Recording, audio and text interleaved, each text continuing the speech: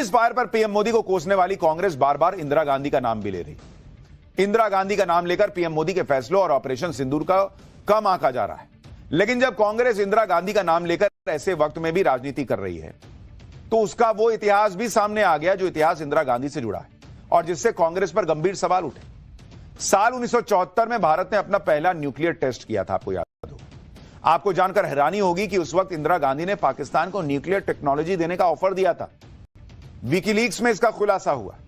इंदिरा गांधी ने पाकिस्तान को शांतिपूर्ण इस्तेमाल के लिए न्यूक्लियर टेक्नोलॉजी देने का ऑफर किया था, यह जानते हुए भी कि पाकिस्तान किस तरह का देश है। अमेरिकी दूतावास की तरफ से इंदिरा गांधी के बयान के हवाले से विकीलीक्स यह खुलासा कर चुका है।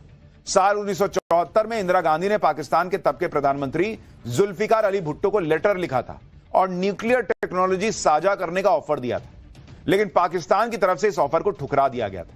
माना जाता है कि पाकिस्तान को यह ऑफर देने के पीछे इंदिरा गांधी की यह सोच थी कि न्यूक्लियर टेस्ट के साथ ही भारत इंटरनेशनल न्यूक्लियर सिस्टम का हिस्सा बन जाएगा और इसके जरिए वो पाकिस्तान पर निगरानी रख पाएगा। लेकिन इंदिरा गांधी का यह अंदाजा गलत साबित हुआ। न्यूक्लियर टेस्ट के साथ ही भारत पर कई प्रतिबंध लगा दिए गए थे। तो जिन्हें इंदिरा गांधी जी याद आ रही हैं उन्हें यह याद नहीं आ रहा विकीलीक्स में जो खुलासा हुआ कि भारत की तरफ से न्यूक्लियर टेक्नोलॉजी मिल गई होती पाकिस्तान को।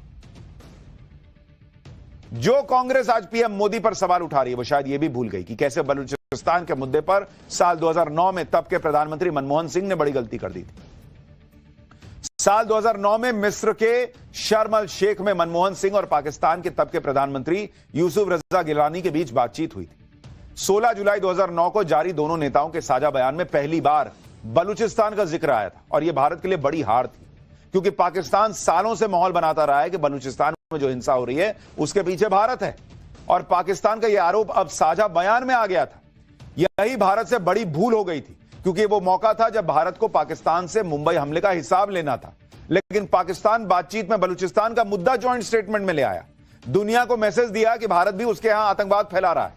इतना ही नहीं, नवंबर 2008 में पाकिस्तान के आतंकियों ने मुंबई पर हमला किया और उसके करीब 8 महीने बाद मनमोहन सिंह पाकिस्तान से बातचीत कर रहे थे।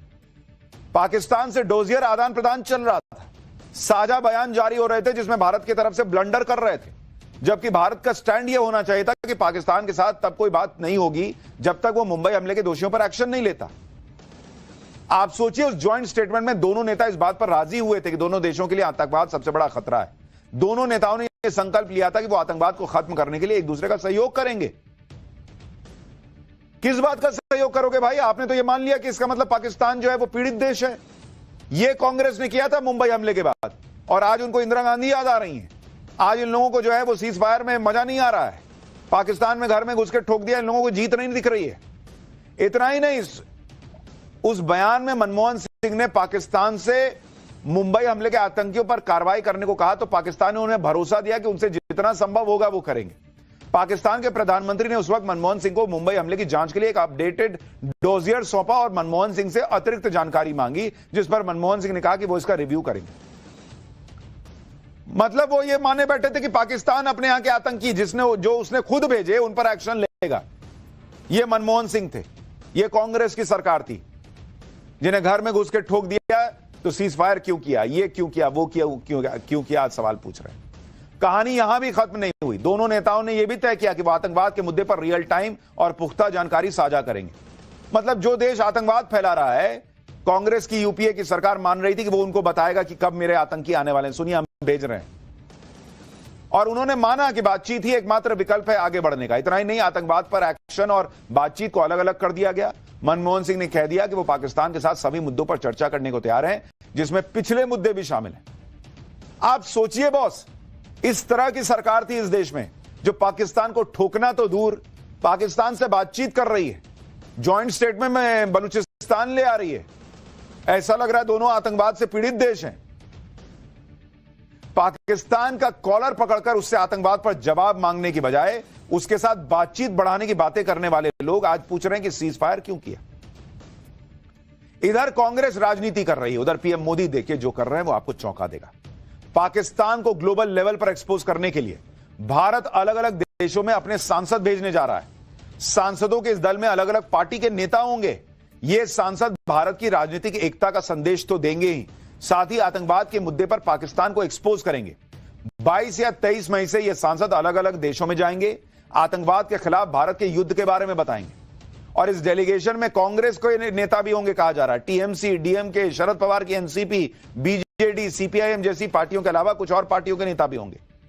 कुछ चर्चा तो यह भी है कि इसमें ओवैसी का नाम भी हो सकता है, जो लगातार पाकिस्तान को अभी एक्सपोज कर रहे थे। यह है नरेंद्र मोदी, जो बतार प्रधानमंत्री दुनिया में पाकिस्तान को एक्सपोज करने जा रहे हैं। तो सिर्फ अपने बीजेपी के सांसद नहीं भेज रहे, क्योंकि दुनिया भी कहेगी कि अच्छा ये तो आपके ही पार्टी के लोग हैं ना। वो कह रहे हैं कि भाई भारतीय के तौर पर कांग्रेस सांसद को भी ले जाओ, टीएमसी के सांसद को भी ले जाओ, सबको दिखाओ कि देखो हम लोग मिल के आए हैं आपको बताने के लिए कि पाकिस्तान कैसा झूठा देश है, कैसा दो कौड़ी का देश है। लेकिन पीएम मोदी के इस स्टैंड में भी कांग्रेस को खोट दिख रही है। कांग्रेस की तरफ से कहा जा रहा है कि PM Modi all party meeting में नहीं आए, संसद का विशेष सत्र बुलाया नहीं और अब अचानक से डेलीगेशन भेजने की बात आ गई। हालांकि अब कांग्रेस कह रही है कि वो अपना डेलीगेशन भेजेगी। सांसदों का जो दल जाने वाला है उसमें अनुराग ठाकुर, मनीष तिवारी, प्रियंका चतुर्वेदी, संबित पात्रा और शशि थरूर का नाम है। हालांकि शशि थरूर को लेकर कांग्रेस के अंदर काफी घमासान मचा है। ऐसी खबरें हैं कि सीजफायर पर मोदी सरकार का बचाव करने की वजह से पार्टी उनसे खुश नहीं है। इस संबंध में जब शशि थरूर से सवाल किया गया तो उन्होंने कहा कि एक भारतीय होने के नाते उन्होंने अपनी बात देश और दुनिया के सामने रखी। यानी विपक्ष के जो नेता भारत में पीएम मोदी पर सवाल उठा रहे हैं, वो अब दुनिया में ऑपरेशन सिंदूर की वाहवाही करेंगे। पीएम मोदी के इसी दांव ने विपक्ष को फंसा दिया है। आप यह भी देखिए कि विदेश नीति को लेकर पीएम मोदी पर सवाल उठाने वाली कांग्रेस खुद कितनी कंफ्यूज है। देश में पाकिस्तान के मददगार तुर्की के संपूर्ण बॉयकॉट की मांग चल रही है, लेकिन कांग्रेस से जब तुर्की के बॉयकॉट पर सवाल पूछा गया तो नेता इधर उधर माइक करने लग गए थे, जो मैंने आपको कल दिखाया था। अब आप यह भी देखिए कि यहां कांग्रेस नरेंद्र मोदी के खिलाफ माहौल बनाने में जुटी है, उधर नरेंद्र मोदी के खौफ से असीम मुनीर की कैसे नींद उड़ी है।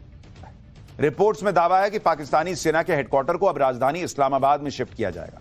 खबर यह भी है कि पाकिस्तानी फौज ने रावलपिंडी में अपने हेडक्वार्टर में बोरिया बिस्तर समेटना शुरू कर दिया है। और जिस असीम मुनीर के बारे में खबरें चल रही थी कि वो भारतीय हमलों से डरकर बंकर में छिप गया था, वो असीम मुनीर भी रावलपिंडी छोड़कर इस्लामाबाद शिफ्ट हो चुका है।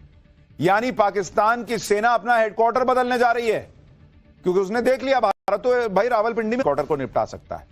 इसलिए असीम मुनीर ने आर्मी हेडक्वार्टर को इस्लामाबाद शिफ्ट करने का फैसला किया। खबर है कि असीम मुनीर तो भारत के हमलों के बाद से रावलपिंडी में अपने दफ्तर गया ही नहीं है। यह है भारत का डर, जो असीम मुनीर के चेहरे पर अभी तक दिख रहा है। आप देखिए कल शहबाज शरीफ के साथ घास कि ऑपरेशन सिंदूर अभी खत्म नहीं हुआ है। जो कुछ भी हुआ है वह सिर्फ एक ट्रेलर मात्र था। अब जब समय आएगा, जब भी सही समय आएगा, तो हम पूरी पिक्चर भी दुनिया को दिखाएंगे। रक्षा मंत्री राजनाथ सिंह ने तो क्लियर कट कह दिया है कि पाकिस्तान के लिए अभी पिक्चर खत्म नहीं हुई है, लेकिन पाकिस्तान भाई अपनी बिल चल नहीं पाया। तो तुम किस बात का जश्न मना रहे हो? पाकिस्तान के पत्रकार तक कह रहे हैं कि शहबाज शरीफ को तो नाकामी की मुबारकबाद देने की आदत है। यह आदत उन्हें कहां से पड़ी, यह भी सुनिए।